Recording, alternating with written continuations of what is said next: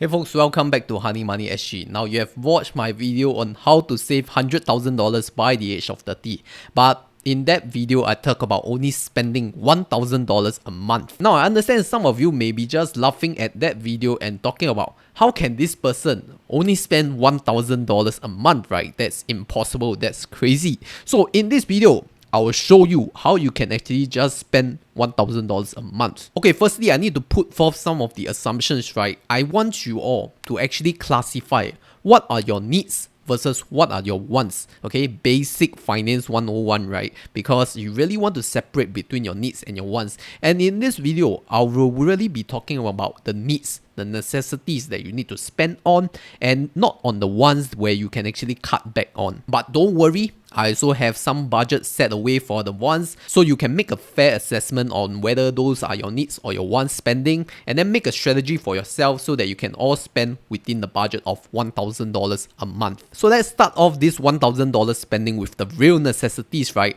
I'm going to talk about insurance spending. Before you all assume that I'm here to sell you an insurance, disclaimer, I am not an insurance agent and I'm not a financial advisor to teach you how to buy insurance. But at least I can suggest to you some of the insurance that you really need so that you don't get conned by those so-called financial advisors on the streets. If there's only two insurance that you need, then you really need this term life insurance and hospitalization plan. So what is term life insurance? It is essentially like a plan whereby if you actually pass away, then you'll leave behind a sum of money for your dependents so that they won't be economically or financially challenged when you, as a sole breadwinner of the family, pass away, because they will have no money, right, to feed themselves. So it's more of like a legacy planning should you one day actually leave this world. But I won't go into the details of that because that is not the point of this video. It's about how to spend the best money, right? So for males, you actually have this term life insurance from Aviva.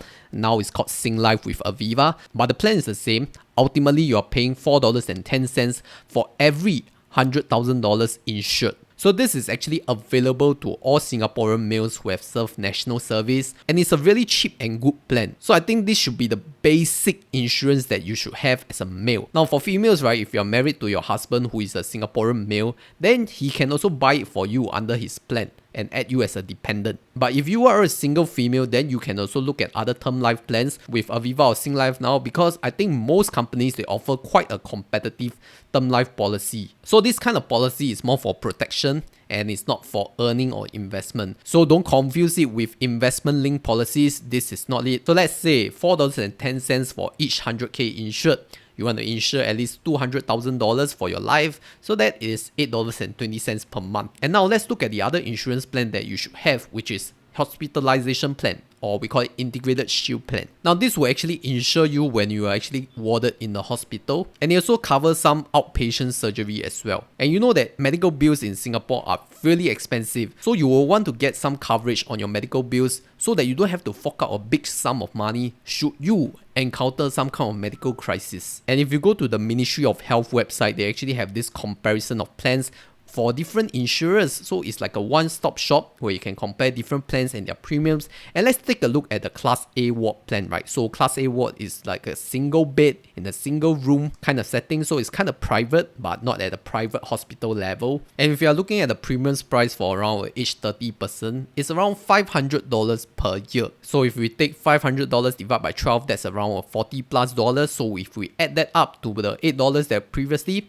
that is almost a $50 of insurance premiums per month. Of course, this integrated shield plan has not included the cash rider yet, because cash rider is really up to you, though it's always recommended to get it to cover more of those deductibles. So insurance minimally at this base level of assumption, around $50 per month, I think you have quite a good coverage and protection. So we move on to the next expense, which is utilities, right? So utilities will include your telco bills, your internet bills, but let's talk about those really essential ones, right? Like your internet, $29 for a 2-year fixed plan with M1 Fibre. I think this is the most bang for buck basic fiber plan that everyone should get. And the next one is your telco bill, right? So those of you who are still on 2-year plan, unless you have really some good benefits, I don't see a point doing that. Just go for a $20 SIM only plan, right? In fact, if you look at some of the example like Changi Mobile, they actually offer like $15 for around 40 gigabytes of 4G data network every month. So that's really quite a good deal, right? But it's okay. I understand some of you refuse to switch because you all may find it inconvenient, but let's move on to the next expense. Transportation. So for transportation, I'm just talking about public transportation. I'm not talking about your own private vehicle like your personal car. So I'll allocate like $120. Now $120 is actually quite a lot already, because out of these $120, I only allocated $80 for bus and MRT. And the other $40 is for your taxi or Grab private hire vehicle rides. As much as you can, right, try to take our bus and MRT, and the network is actually pretty good here in Singapore. And talking about public transportation, how can we not forget that Revolut is giving you 20% cashback on your bus and MRT rides. So if you have not applied for a Revolut card yet, go and apply using my link and get 20% cashback off your bus and MRT rides. I think that's just an easy deal to get. And for those of you who may complain that the bus and MRT is really slow and you need to squeeze with a lot of people, I think the more important thing you should do is that how you can actually be productive during your commute. So let's say you could actually listen to a podcast, you can actually watch some YouTube videos on Honey Money SG, like how to manage your personal finance better, so that you keep yourself more productive during the long commute, right? I think that is really important. Rather than if you keep your hands on the wheel while driving, then you cannot do anything other than being alert and watching out other drunk drivers on the road. So $120 for transportation, not too bad, right? I think you all can manage within the budget. So let's move on to the next expense. Okay, so the next expense is food. Now for food, I will separate into two categories: hawker food and restaurant cafe food.